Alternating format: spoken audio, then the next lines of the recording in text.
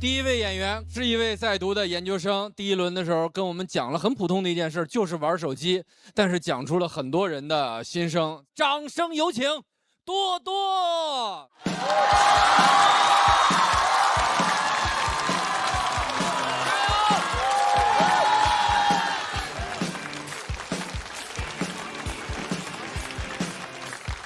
哈，大家好，我叫多多，非常开心见到大家。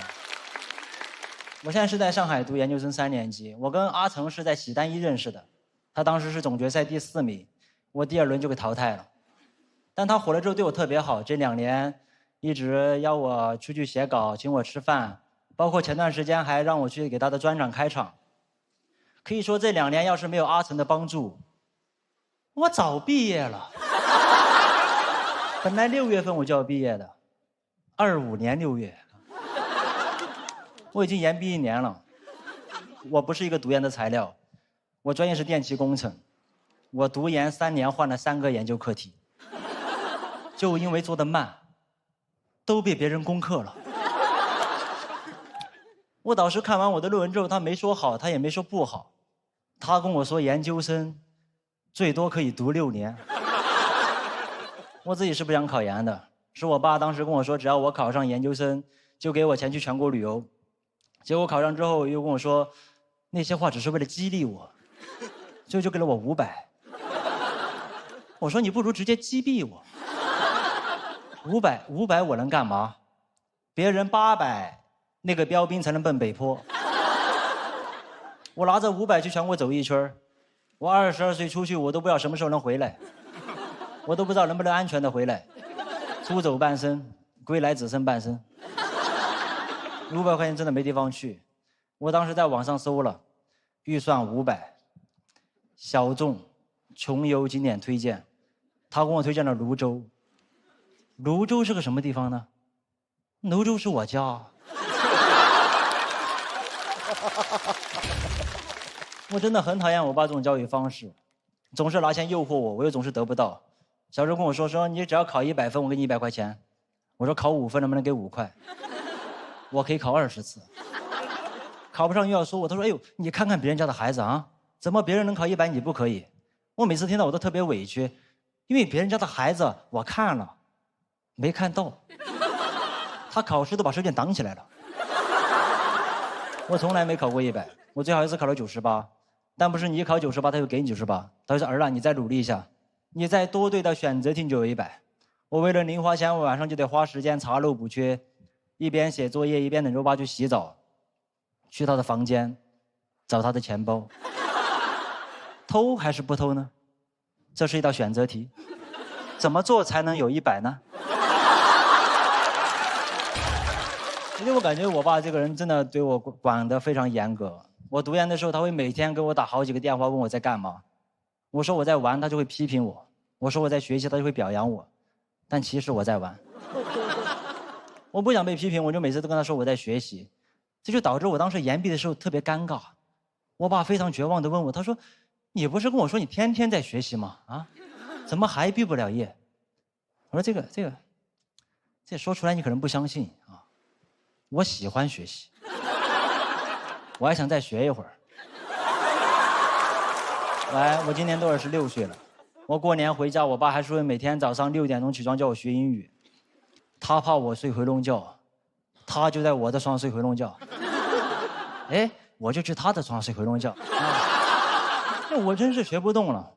我还记得我小时候，我爸会跟我讲什么头悬梁锥刺股，说这2个人为了考一个好成绩，晚上不睡觉，困了就把自己的头发挂在天花板上，拿针扎自己的大腿。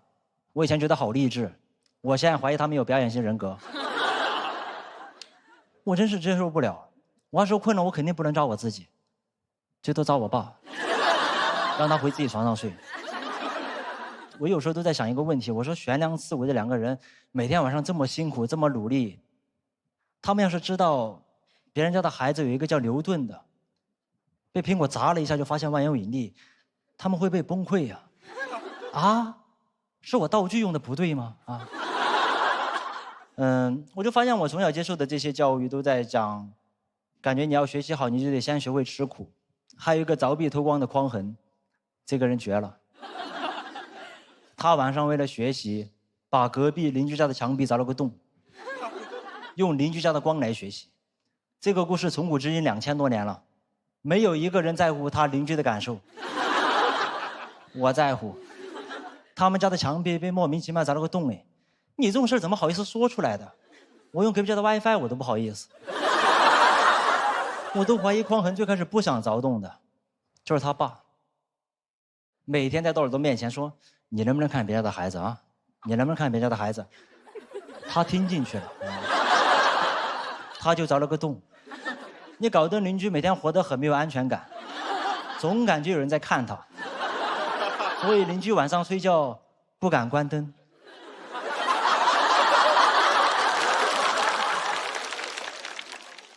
我觉得努力学习没有错啊，但该休息就是得休息。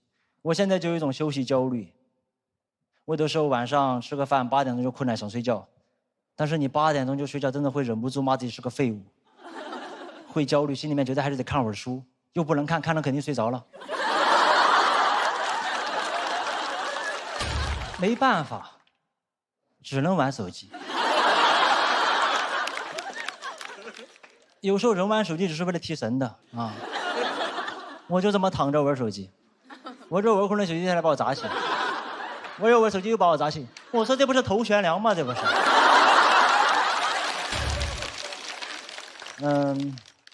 昨天晚上10点钟的时候，我爸又给我打电话，问我在干嘛。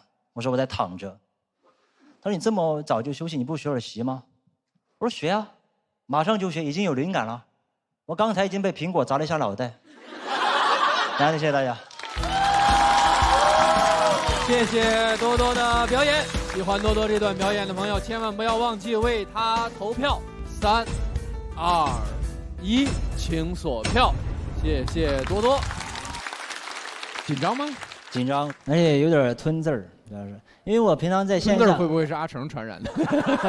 我感觉是。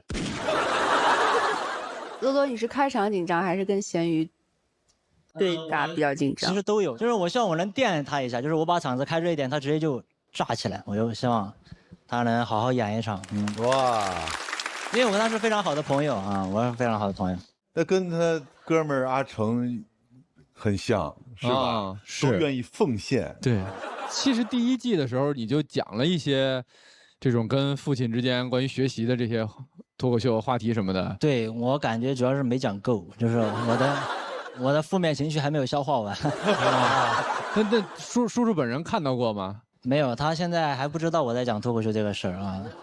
对，就每天幽默的偷鸡摸狗的人。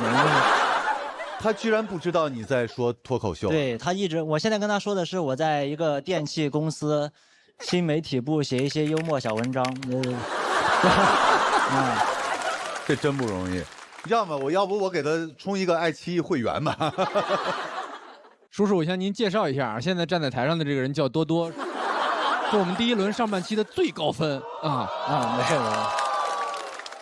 就是他想的那个点都还蛮奇怪的，就是凿墙这个偷光这个，说真的，我从来没从这个角度考虑过啊，原来这是一个偷窥的故事，我没这个意思啊。